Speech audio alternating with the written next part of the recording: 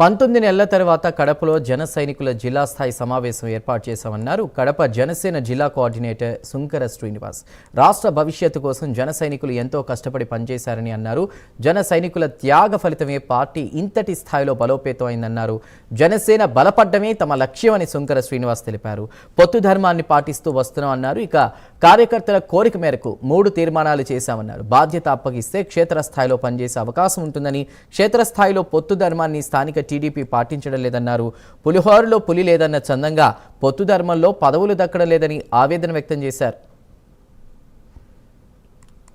అసమర్థ అవినీతి అరాచక పాలన వైసీపీ పాలన నుంచి ఎంతగా బాధపడుతూ వైసీపీ పాలనలో వైసీపీని ఎదురొడ్డి నిలబడి భుజాన జెండాను మోస్తూ నిలబడి పార్టీని బతికించినటువంటి ప్రతి జనసైనికుడికి, ప్రతి వీర మహిళకు కూడా నేను శిరస్సు వంచి నమస్కరిస్తూ, ఎందుకంటే వారి యొక్క త్యాగం, వారి యొక్క ధైర్యం, వారి పోరాటమే ఈరోజు పార్టీ ఈ పరిస్థితిలో ఉంది.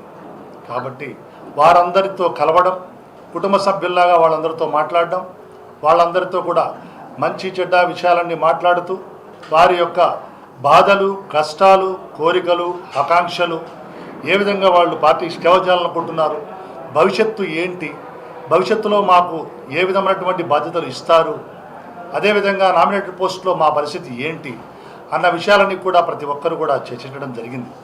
అసమర్థ అవినీతి అరాచక పాలన వైసీపీ పాలన నుంచి ఎంతగా బాధపడుతూ